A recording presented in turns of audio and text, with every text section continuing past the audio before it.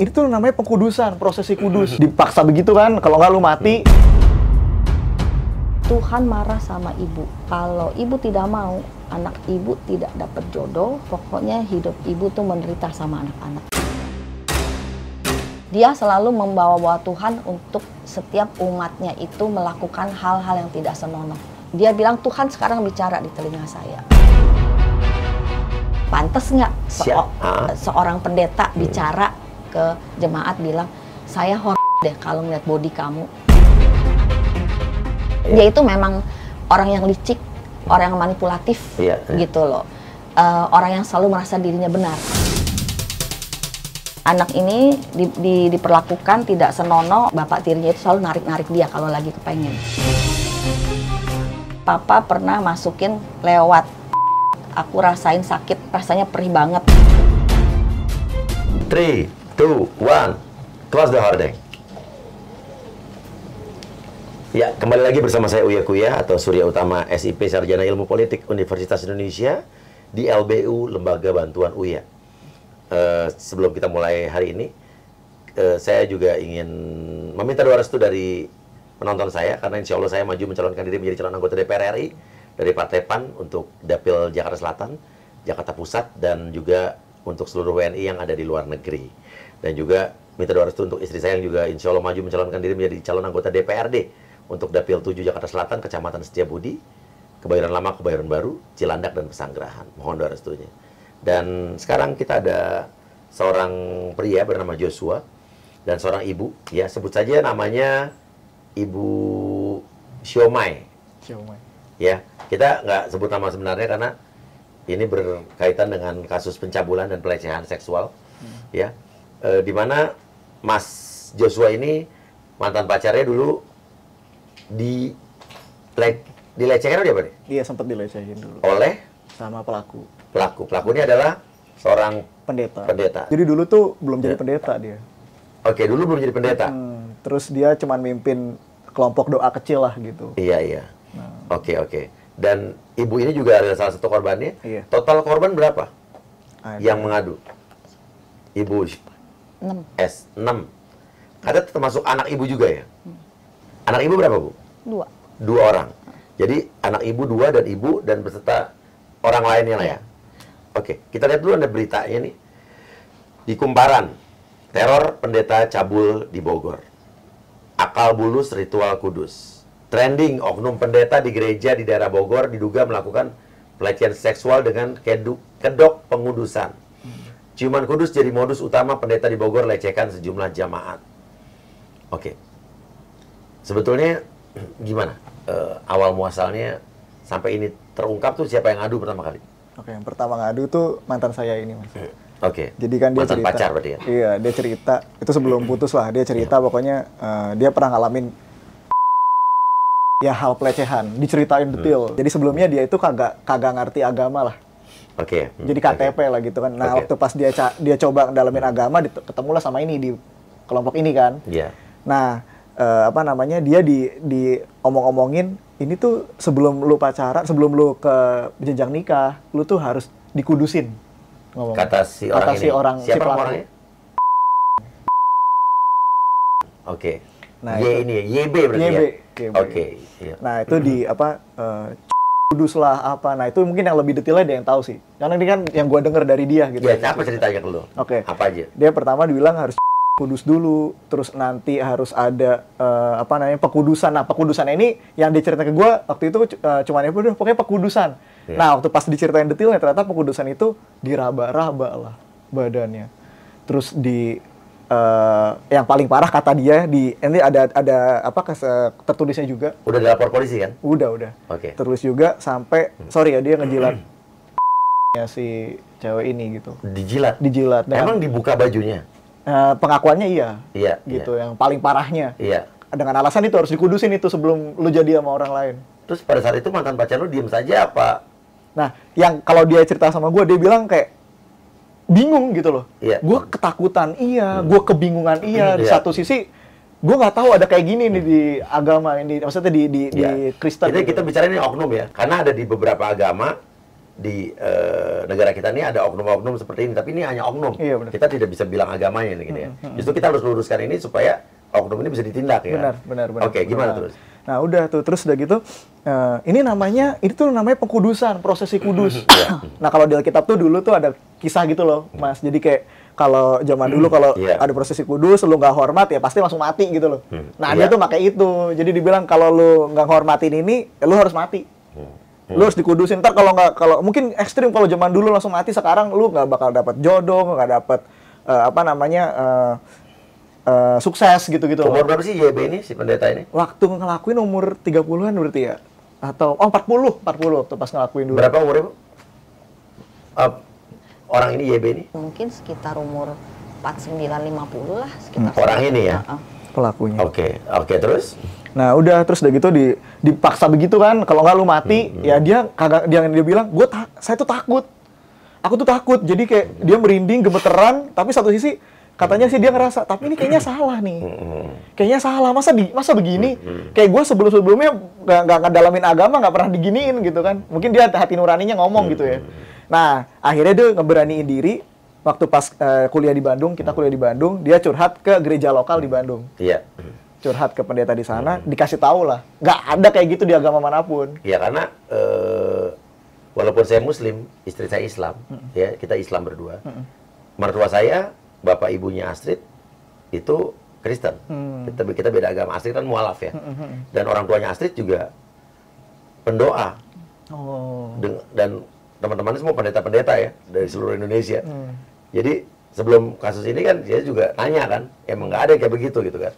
Oke, terus? Nah udah tuh, akhirnya dia mulai di situ depresi lah. Iya. Ceritalah ke gua kan, bilang ya di sini baru nyadar kalau ini ternyata pelecehan, gitu ya. Terus dia bilang kayaknya udah deh kita selesai juga hubungannya, kita satu masing-masing. Nah dari situlah gua kayak, wah gua harus ngapain nih buat nyelamatin ini anak, maksudnya ke depannya, masa depannya masih muda gitu loh, biar dia bisa semangat gitu kan. Gue coba lapor ke gereja. Ya cuman mungkin waktu itu karena gue bukan yang ngalamin langsung, sendiri lagi gue ngelapor kan, ya gereja kayak, udahlah damai aja. Oke. Gitu, kayak udahlah nggak usah diramein. Di gereja di tempat YB ini ada? Gue lapornya bukan ke situ, ke pengurusnya gitu loh, pengurus wilayah. Pengurus wilayah gereja, kan ada organisasinya ya? Iya. Ke wilayahnya itu. Di Bogor ya? Di Bogor. Oke. Terus bilang, ya udahlah nanti ini aja, nggak usah. Nah gue kagetnya setelah 2 tahun tuh ya kan, kayak nggak ada ini, gereja juga gitu aja. Terus tante telepon. Jadi si tante ini dia dulu ikut di doa itu juga. Iya. Pas telepon pertama nanya, masih nggak di situ, masih kontekan nggak sama si pendeta ini gitu kan? Oh enggak tan, langsung dari situ, wah ini begini. Wah kaget. Kenapa nih tante, ada apa? Gue sama anak-anak kena, Jo. Oke, tante ceritain. Apa yang dialamin tante? Ya waktu itu sih dia bilangnya sama saya harus dikuduskan. Gitu loh. Tante di gereja itu sebagai jemaat ya? Jemaat, dan udah cukup lama sih. Nah, terus tahun 2019 itu saya lupa ya, pokoknya awal-awalnya dia bilang sama saya itu harus dikuduskan. Udah lama tante? Oh, udah lama. Kenal dia udah lama? Udah lama. Itu kan ikut di tempat dia sekitar 2013 lah gitu loh. Sekian lama itu dia bilang sama saya harus dikuduskan gitu loh. Saya harus dikuduskan karena Tuhan yang suruh. Dia bilang dia dengar suara Tuhan di telinga dia bahwa jemaat ini harus dikuduskan gitu. Tapi pengudusan itu menurut saya tidak benar gitu. Tapi dia bilang enggak, ini Tuhan yang suruh. Saya bilang saya nggak mau. Saya bilang gitu. Kenapa tante nggak mau? Padahal kan belum tahu bakal ngapain. Karena dia bilang harus dikuduskan semuanya. Gitu. Bilangnya apa dia? Lebih detailnya apa dia? Lebih detailnya itu dia bilang ya bibir, dia bilang gitu. Terus ya pokoknya semua deh, dia bilang gitu. Dia ngomong nggak detailnya apa aja? Detailnya waktu itu sih detailnya dia nggak ngomong, cuman dia bilang harus semuanya. Semua badan? Semua badan gitu. Oke, terus? Nah, saya bilang nggak bisa, saya bilang. Tapi kalau memang harus, saya minta istrinya juga ada. Oke. Dan anak-anak saya juga ada. Dia bilang nggak boleh sama Tuhan, harus antara dia, Tuhan dan saya. Saya bilang saya nggak mau, saya bilang gitu. Itu ada sekitar 3-4 kali lah dia terus bilang sama saya, dia terus. Saya bilang nggak, saya nggak mau. Pas keempat kalinya itu dengan marah dia bilang, Tuhan marah sama ibu. kalau ibu tidak mau, anak ibu tidak dapat jodoh, Tuhan bilang anak ibu tidak mendapat pekerjaan yang bagus, pokoknya hidup ibu tuh menderita sama anak-anak. Ya, kalau ibu mau anak-anak ibu baik, ibu harus dikuduskan. Ya, saya kan sebagai orang tua kan ragu dong, ya gimana gitu ya. Aduh, saya bilang gitu. Tapi ya akhirnya saya mengalah karena saya berpikir untuk anak-anak. Ya. Saya melakukan ini buat anak-anak gitu loh. Ya. Emang berat sih Mas Uya gitu Ya. loh. Karena saya berpikir, emang saya dosa apa ya, kok kayaknya parah banget Iya. gitu loh. Sampai Tuhan katanya marah ya. Tuhan tuh marah banget ke saya gitu loh. Saya tuh bingung banget gitu loh. Akhirnya saya setuju tapi dengan berat hati gitu loh. Pas udah waktunya ditentuin sama dia penentuannya dia itu rumah harus kosong. Di rumah ibu berarti? Iya, rumah harus dalam keadaan kosong, tidak ada siapapun. Karena Tuhan memerintahkan itu hanya gembala dengan umatnya aja. Akhirnya saya setujuin gitu loh. Terus waktu itu saya suruh di ruang tamu. Dia nggak mau. Suruh ke kamar saya gitu. Nah, di situ pas mulai pengudusan itu saya udah mulai udah mulai nggak nyaman gitu. Pada saat pengudusan itu saya berdoa. Saya berdoa dengan suara yang lantang gitu loh. Dan dia marah pada saya saat berdoa. Dia bilang, jangan berdoa. Gak usah berdoa, dia bilang gitu. Tapi karena saya berdoa dengan suara lantang gitu loh. Ya gerah kali ya. Karena kan nggak satu roh. Iya, gitu betul, loh. setuju. Gerah kan dia kan. Keluar dia. Pas dia keluar, dengan muka tanpa dosa, terus kan saya dengan bahasa tubuh saya untuk mempersilahkan dia keluar dari rumah saya. Sebelum dia keluar itu, sebelum dia pergi itu, dia cuma bilang sama saya bahwa dia itu salut sama saya karena saya tidak bergeming sedikit pun. Terus saya bilang, saya ini tidak bergeming karena saya menghormati satu, Bapak sebagai gembala. Dan saya menghormati istri Bapak. Terutama juga saya menghormati Tuhan. Karena kan Tuhan yang suruh. Tapi pada saat itu saya nggak nyaman lah gitu loh. Itu ibu sendiri apa? Anak ibu ada juga? Tidak ada. Oh, jadi ini beda? Beda. Maaf, ibu pada saat itu berpakaian lengkap apa dicopot semua? Dia bilang gitu. Apa yang dia bilang? Tuhan yang suruh. Bilangnya apa dia? Suruh buka. Tuhan bilang Tuhan yang suruh. Tadi saya ngomong Tuhan yang suruh. Semua Iya, polos, iya. tanpa dalaman juga. Iya, Tuhan yang suruh. Oke. Terus abis itu ibu sempat protes nggak ke dia? Saya tidak sempat protes karena kan dia bilang, dia tekankan lagi Tuhan yang suruh loh. Oke. Tuhan marah loh sama ibu. Iya. Tuhan bicara loh di telinga saya. Dia sampai nunjuk telinganya nih. Tuhan nih bicara nih sama saya gitu. Dia selalu membawa-bawa Tuhan untuk setiap umatnya itu melakukan hal-hal yang tidak senonoh. Dia selalu bilang, saya dengar suara Tuhan. Dia selalu bilang kata Tuhan. Dia selalu bilang kata Tuhan. Jadi bilang kata Tuhan, ibu harus buka baju ibu. Iya, dia bilang Tuhan sekarang bicara di telinga saya.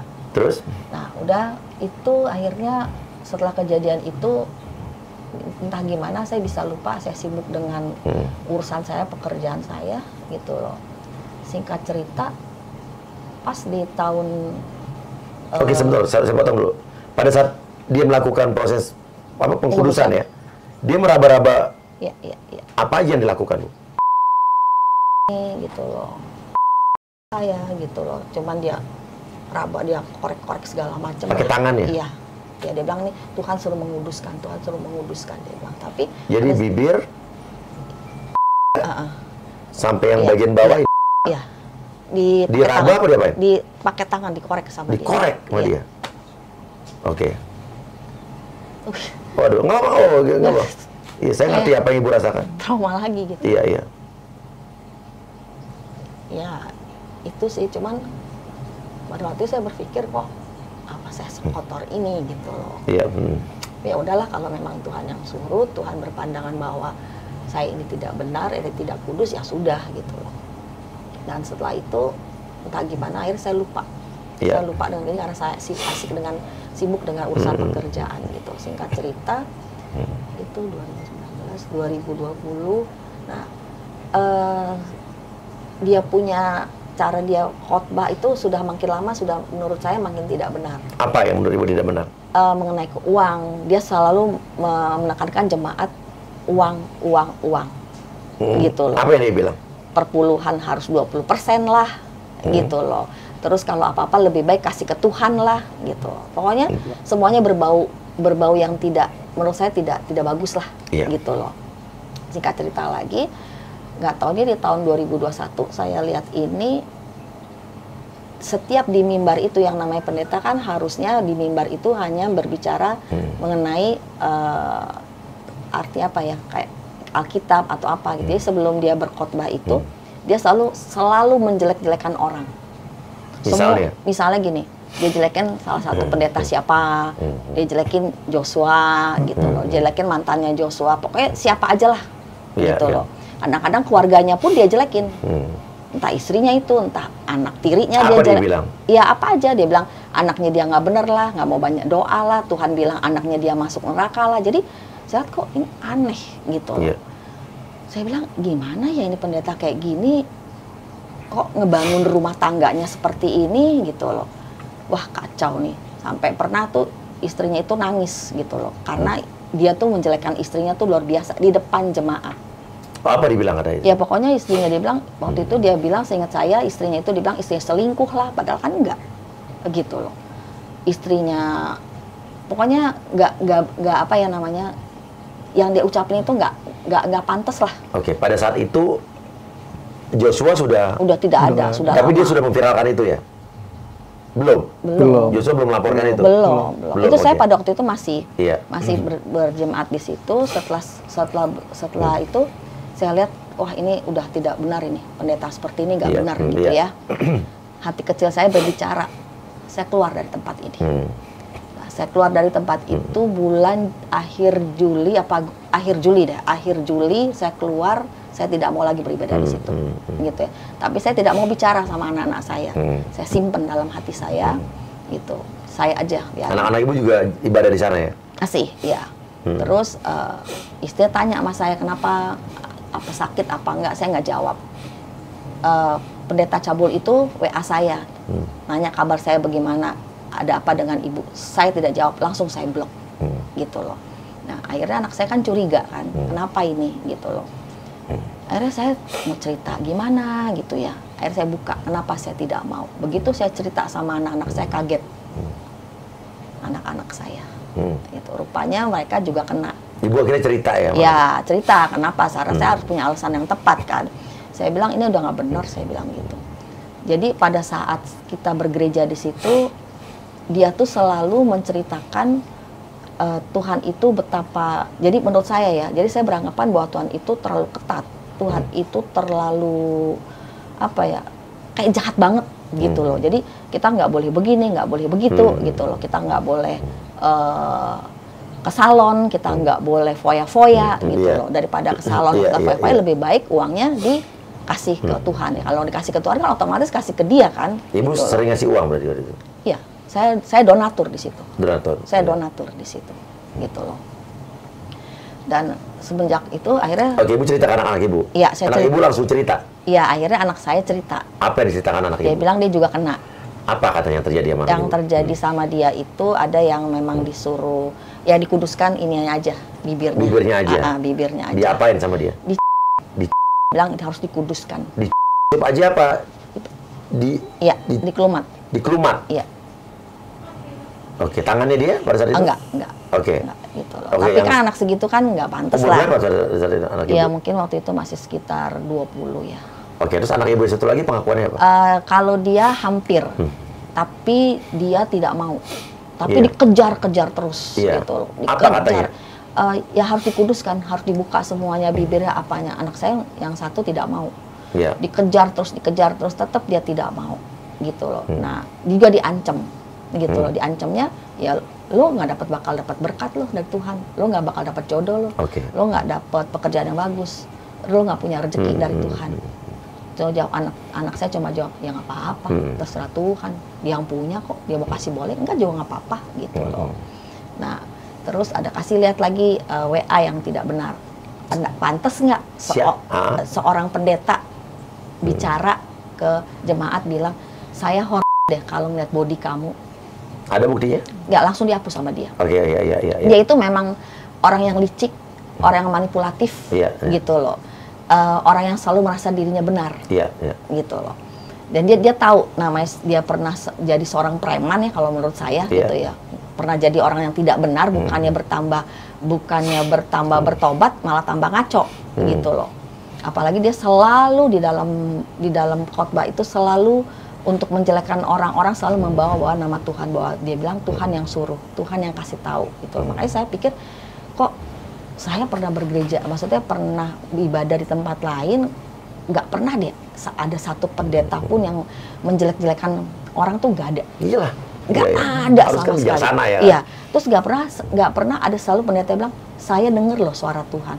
Kata Tuhan kamu gini-gini loh. Nggak ada sama sekali. Makanya saya pikir apa ini spesial gitu loh. Waktu kita sakit pun, kalau kita sakit dia bilang lu habis buat dosa ya. Makanya Tuhan kasih lo sakit. Oke. Gitu. Terus ada 2 lagi berarti kan, tadi ibu berdua, anak ibu bertiga, mantan lo, dan 2 orang lagi. Ada 2 orang lagi, anak-anak tirinya itu. Anak tirinya? Ya. Dua-duanya anak tirinya? Ya. Apa anak tirinya ngomong ke siapa? Ngomong ke saya, curhat ke saya. Gitu. Kenapa curhat ke ibu? Ya nggak tahu ya, karena mungkin saya pernah bilang bahwa orang tua tiri kamu tuh ini kita orang sekeluarga. Oh, ibu akhirnya bicara pada Iya, itu? iya. Terus akhirnya Pertama kali ibu bicara kemana dulu? Ke anaknya dulu. Ke anaknya? Terus akhirnya dia buka, tapi jangan bilang siapa-siapa. Itu saya tanya, ibu kamu tahu nggak? Tahu. Adik-adik kamu tahu nggak? Tahu. Kenapa nggak lapor? Saya bilang gitu. Takut katanya gitu. Nggak taunya lebih parah lagi dia. Apa yang dilakukan dia terhadap anak tirinya? Anak tirinya bilang disuruh jadi dikerjain, kasih pil KB, dikerjain dari belakang. Tunggu, pelan. Gimana? Anak tirinya ini perempuan berarti? Iya, perempuan. Iya. Terus dikerjain katanya dari belakang, karena dia merasa perih saat itu. Di belakang tuh diapain, Bu? Iya, diapain ya? Maaf, dimasukin? Iya, iya. Oh, jadi ini bukan dilecehkan lagi, disetubui Iya. berarti? Kalau dimasukin dari belakang, saya Iya. sampai dikasih pil KB itu artinya apa?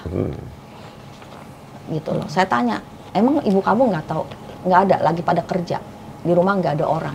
Dan dia selalu, dan bapak tirinya itu selalu narik-narik dia kalau lagi kepengen. Dan itu dilakukannya selama dari 6 tahun. Gitu loh.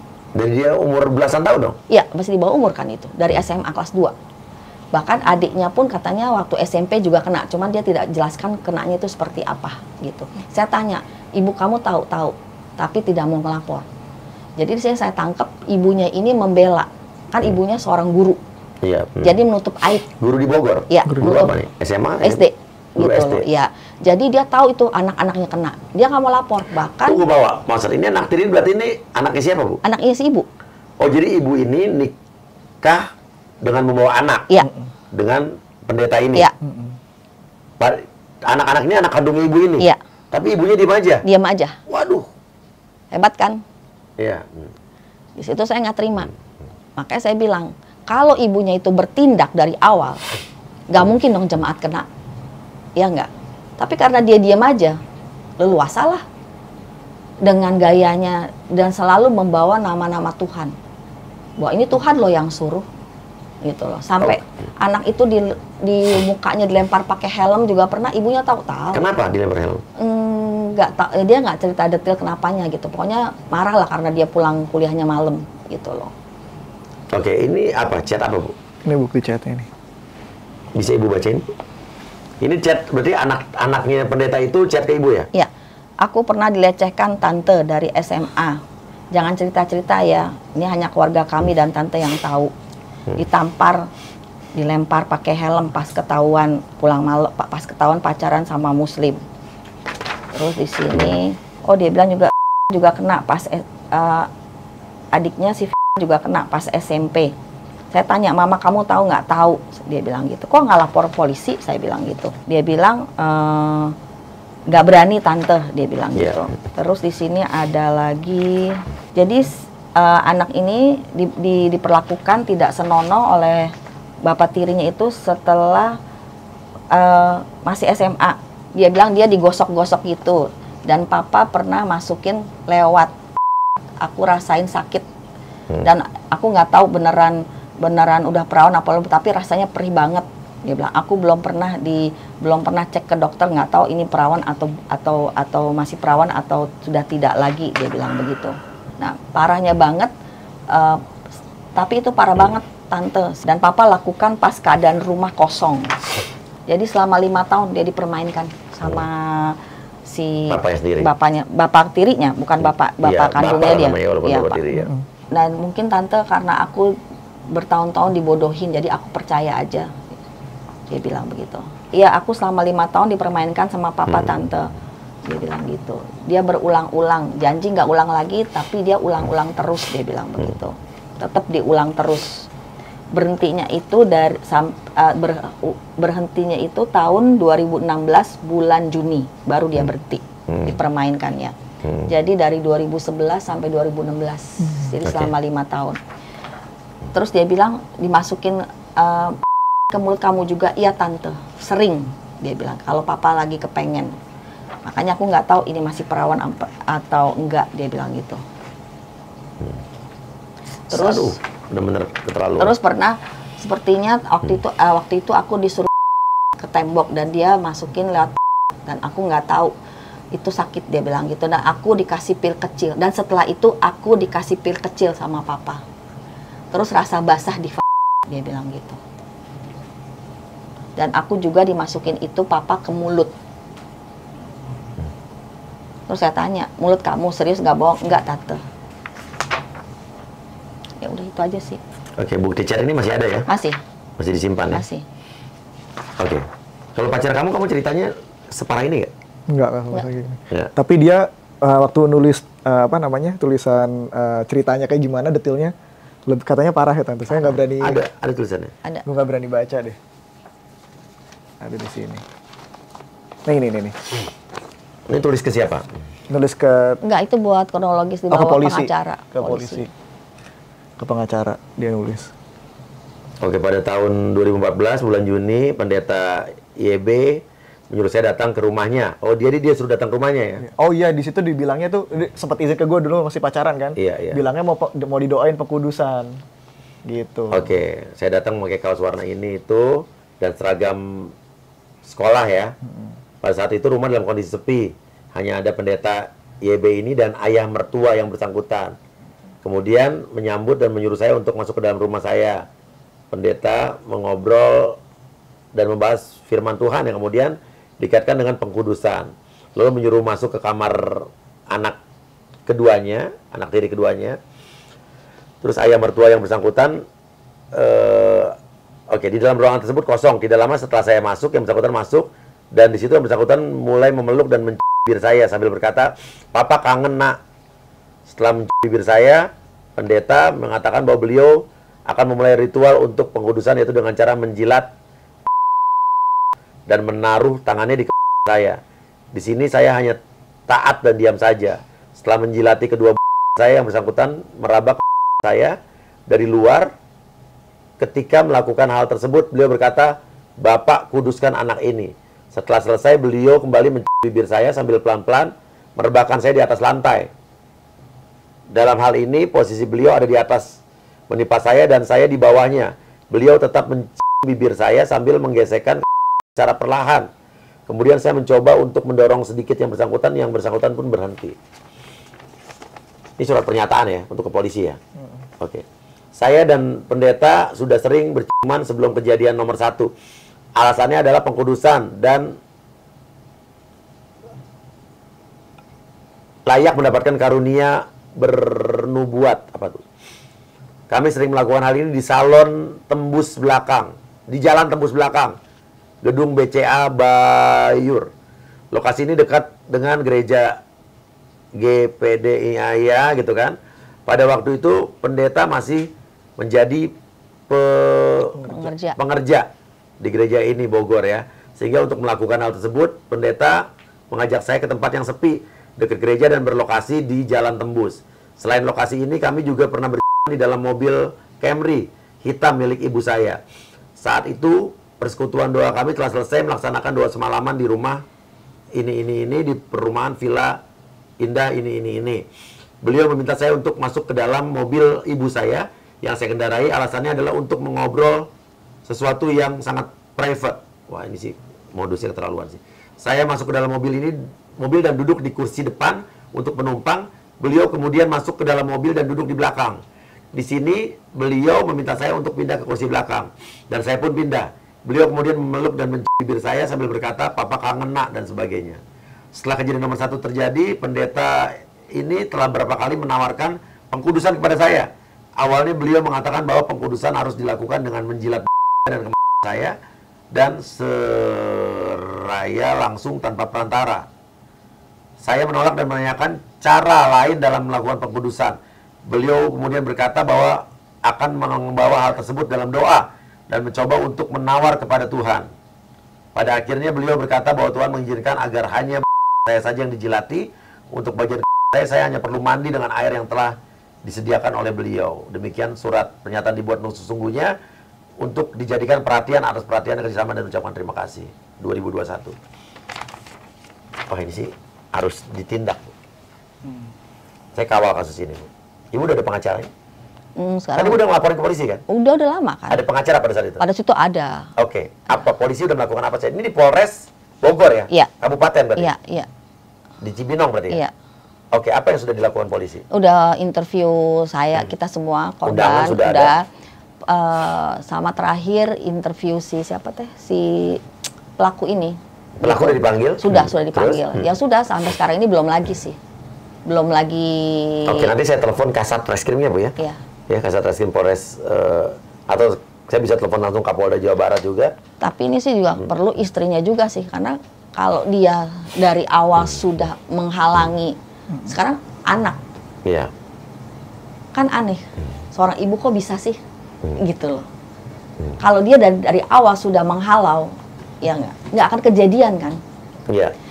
Dan si ibu ini menutupi aib suaminya, bahkan datang ke tempat kami untuk minta maaf untuk menyelesaikan masalah ini. Saya tolak. Dia minta untuk diberhentikan prosesnya polisi. Saya tolak. Dia minta supaya nama-nama dia nggak dibawa. Karena apa? Karena dia pengen jadi kepala sekolah. Kalau aib ini dari awal sudah kelihatan, kan nggak bagus kan, gitu loh. Seorang kepala sekolah, ya, untuk dalam rumah tangganya aja nggak benar, gimana orang tua murid menitipkan anaknya? Kalau ada kasus-kasus bisa ada guru cabulin murid, tempat di mana dia sebagai kepala sekolah, ditutupin kan? Anaknya aja ditutupin, apalagi anak orang. Oknum seperti ini harus dibasmi berantas. Iya. Karena ini kita jangan orang membelokkan masalah ini jadi masalah agama ya, atau pelecehan agama, jangan. Karena kemarin aja di podcast LBU ini kita sudah melakukan beberapa advokasi juga untuk oknum-oknum yang ada di agama saya sendiri. Karena saya juga bertanggung jawab dong. Kalau ada oknum begitu, kita harus apa ya, basmi gitu. Ya, jadi ini jangan orang bilang bahwa ini adalah agama itu jangan diplesetkan ya. Ini adalah oknum yang harus kita berantas. Kebetulan aja dia pendeta. Kebetulan aja dia profesinya ini, profesi itu. Jadi kita jangan bicara profesinya atau kita bicara komunitasnya, kita ini bicara ini oknum. Ya, karena ini berbahaya kalau dibiarkan. Setuju. Apalagi yang saya merinding sih tadi. Dia udah berbahaya sih. Anaknya aja dia nggak bela.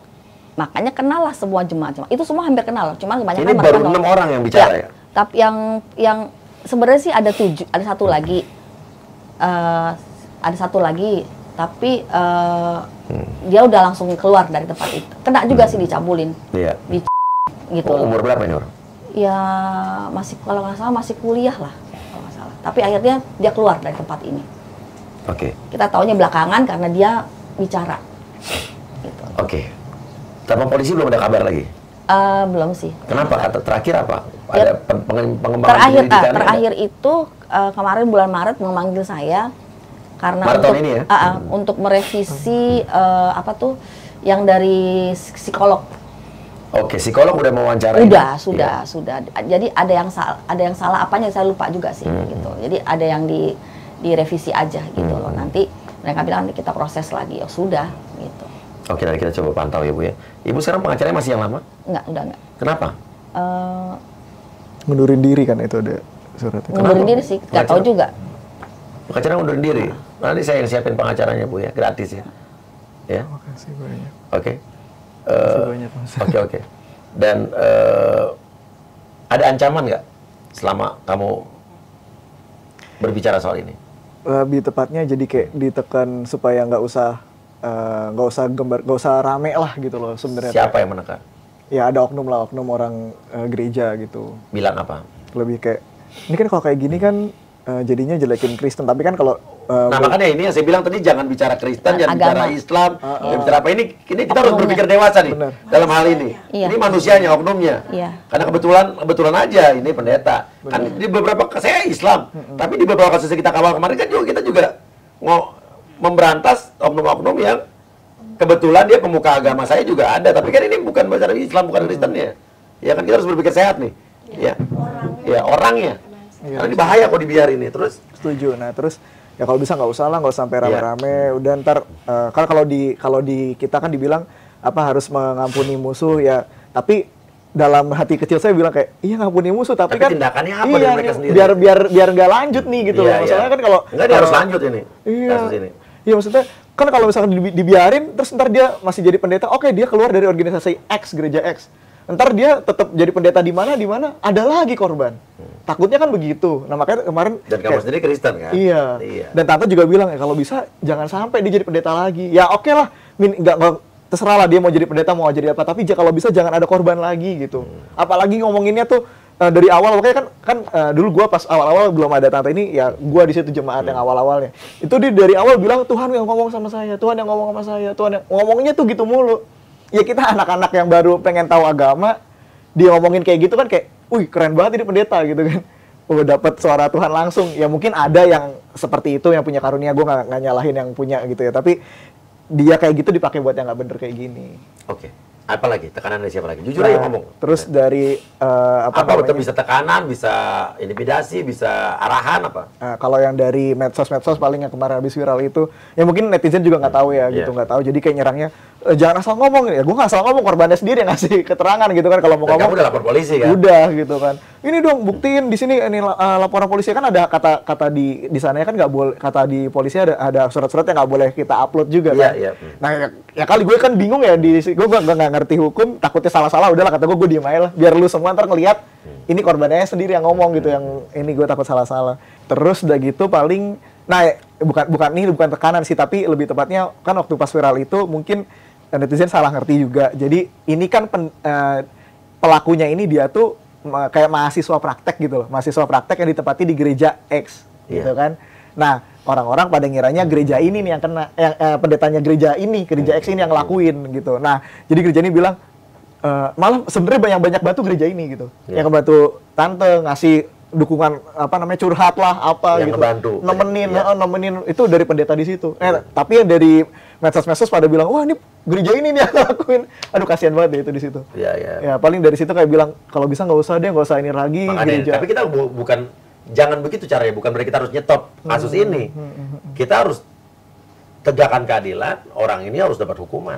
Setuju. Dia waktu melakukan itu berarti masih belum jadi pendeta ya dulu? Belum. Udah jadi pendeta. Oh dari belum sampai sudah berarti. Dari belum sampai sudah. Sekarang ya, abis itu sekarang berarti udah jadi pendeta ya? Sekarang udah. Okay. Dan sudah dipecat juga sama organisasi ini, udah dipecat. Iya, ada tekanan dari siapa lagi? Ada dari istrinya. Jadi kalau saya bilang sih tekanannya halus. Jadi dia datang 2 kali ke rumah, ya, dia minta untuk diselesaikan masalah ini. Ya apa dengan apa? Ya nggak lapor polisi. Iya. Terus saya tidak terima. Yang kedua kali dia juga mau menyelesaikan masalah ini itu setelah suaminya itu diinterview oleh polisi.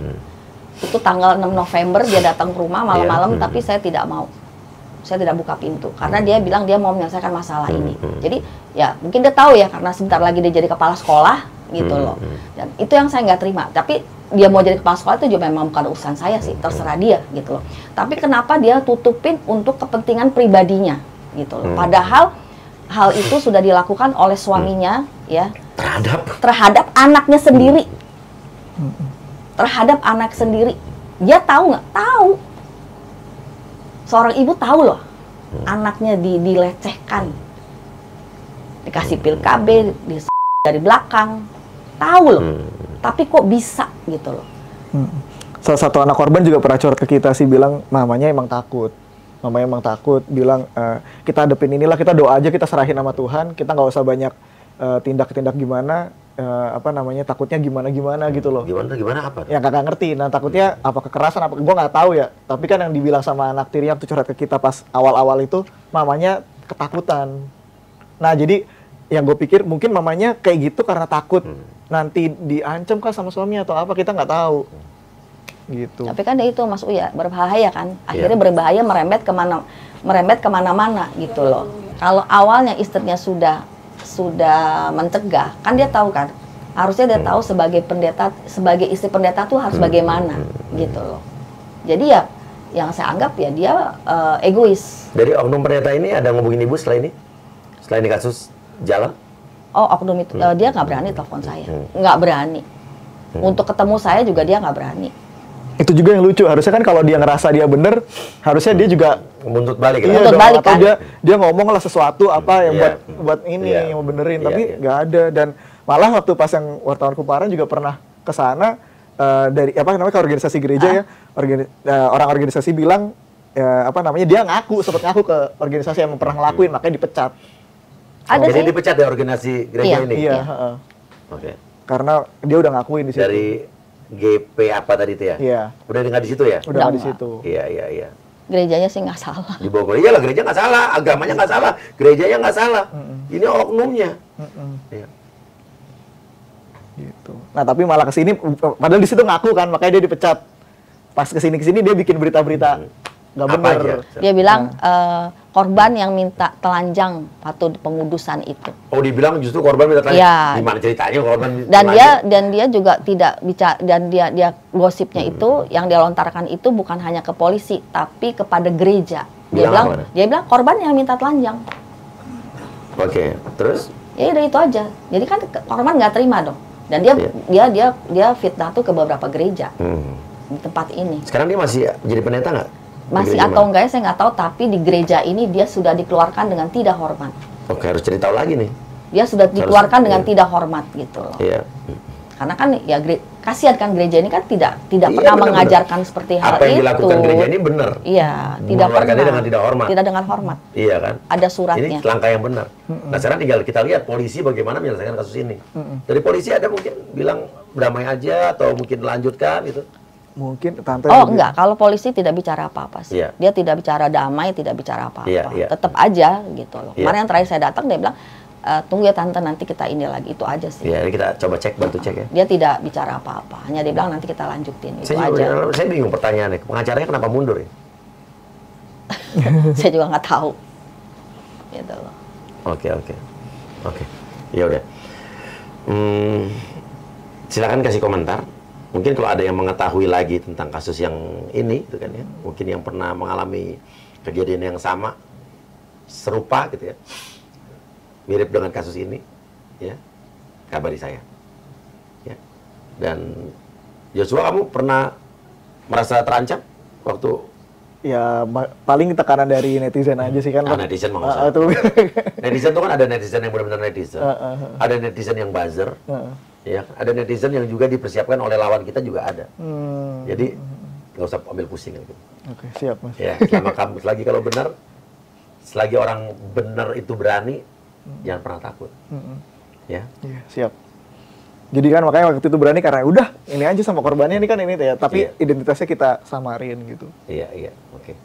Terus kamu sekarang sama mantan pacar kamu hubungannya masih baik tapi kan? Ya baik-baik aja. Apa reaksi mantan pacar kamu? Jadi kamu putus tuh gara-gara ini, justru dia putus? Ya alasannya sih waktu itu seperti itu gitu. Dia bilang karena ngerasa, aduh gua kayaknya berbenah diri dulu lah gitu loh bahasanya gitu. Kayak gua, masa gua diginiin gitu loh. Ntar lah kita ketemu lagi kalau udah lebih baik, mungkin gitu, mungkin begitu waktu itu.